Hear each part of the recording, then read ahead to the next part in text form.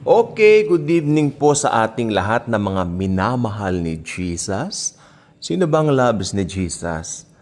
Ang mga Kristiyano. Tandaan po ninyo, wala nang Hudyo, wala nang Hentil. Basta nakipag-isa kay Jesus, loves niya. Apple of the eyes na tayo ni Jesus. Palakpakan naman natin ang Lord. Okay. Yan. May mga preachings po ako, I think, some time regarding doon sa mga dadagitin ng Lord. May binanggit po kasi akong praise.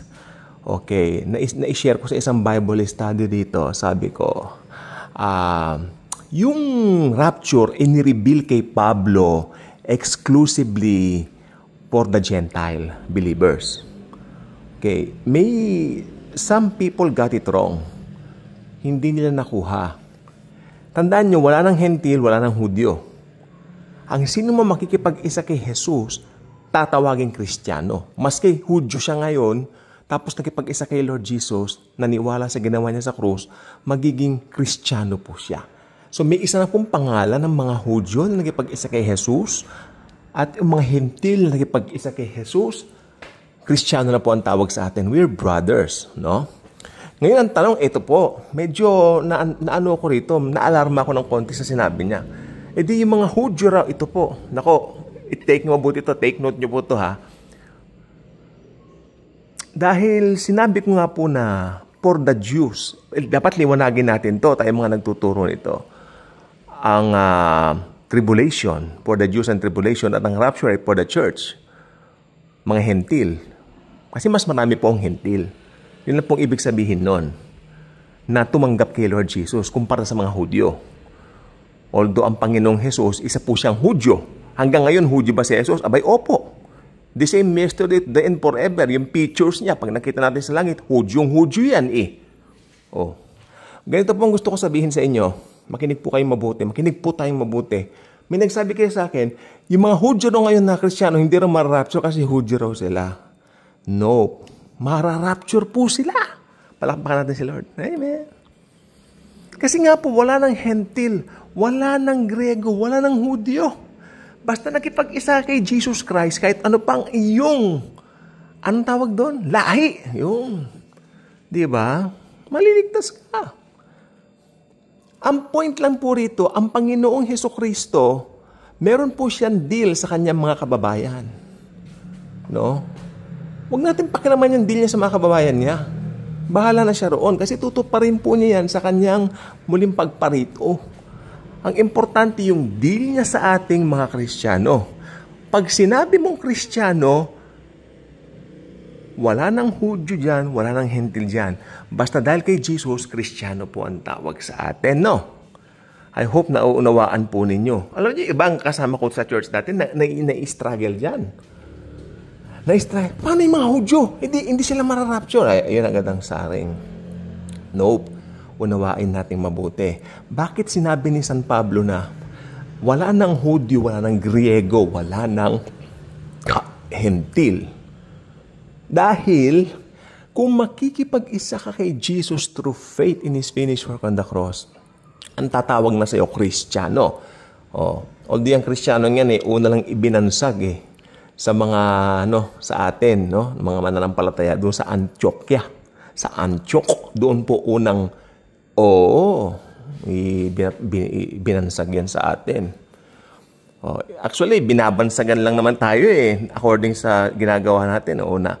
'Di ba, yung mga unang Kristiyano, binansagan sila kasi mga mananampalataya ng Panginoon at sinabi, ay Kristiyano sila. Ayun. Tandaan niyo yung panahon ni Martin Luther. Si Martin Luther po ay yung, siyempre, ginagalang. Isa po yan sa mga hinahangaan kong soul. Isa po yan sa mga hinahangaan kong kapatid natin sa Lord na talagang, wow, gustong-gusto ko pong binabasa ang kanyang kwento.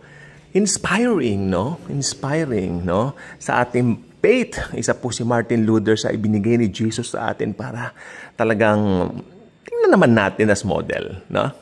Sa ating mga mananampalataya. Si Martin Luther po, siya po ay nagpaskil ng 99 theses na tumutuligsa sa Catholic Church, which was during that time, syempre, ito yung pinaka malaking rehilyon na kinaaaniban ng mga tao na may kinalaman sa paghawak po ng sistema, maski ng gobyerno, ano? Kaya nga po, ito po yung panahon ng mga Dark Ages.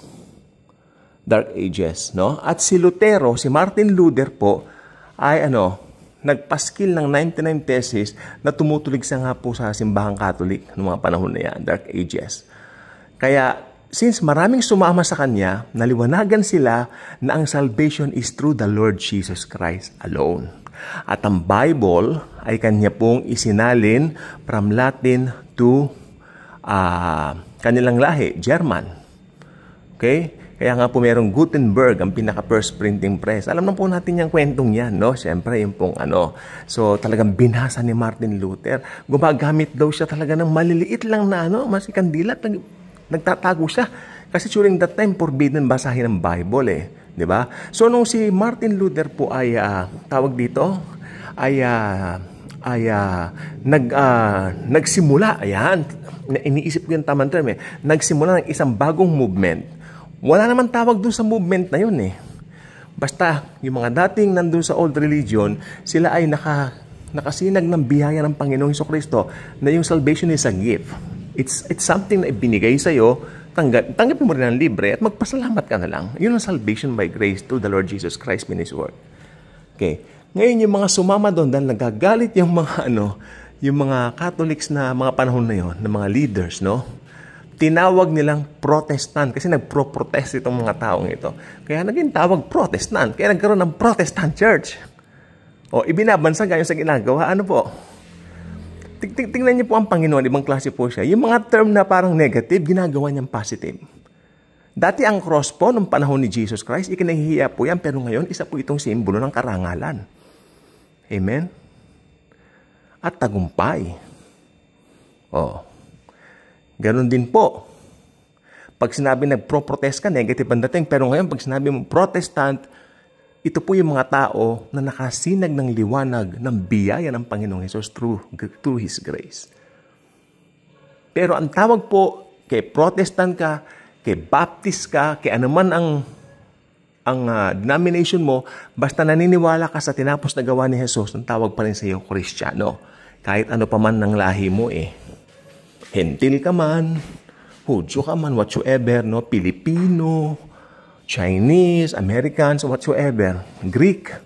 No? Siyempre, ang Greek, isang malaki po ang ginampanan ng wikang Greek dahil noong araw po ang Greek po ang pinaka-main language ng mundo at tawag dito, katumbas ng English ngayon. Kaya nung panahon na yun na sinusulat ng New Testament, sa Greek po ito na isulat. Nag-gets niyo po ba? So, ayan po. So, yung mga Hudyo po ngayon dito sa ating Middle East na yan na lugar ay yung mga tumanggap sa kanya dyan na mga naging Kristyano, mararapture po sila. Kasi isa lang po ang batayan sa rapture. Pag tinanggap si Jesus, maliligtas. Pag nireject si Jesus, sasaper ng God's wrath, mapahentil man o mapahudyo. Ganon din, pag tumanggap kay Jesus, maliligtas, mapa-hentil man o mapa-Hudyo. Amen? Wala nang hentil, wala nang Hudyo. Para kay Jesus po, makinig pong mabuti. Kristiyano na ang tawag sa atin. Pero may deal siya sa Israel. Tutuparin po niya yan sa kanyang second coming. Doon, ang mga Hudyo na hanggang ngayon ay nire-reject ang Panginoong Jesus, doon po tatanggapin nila siya bilang kanilang Diyos at tagapagligtas. Magandang gabi po sa ating lahat.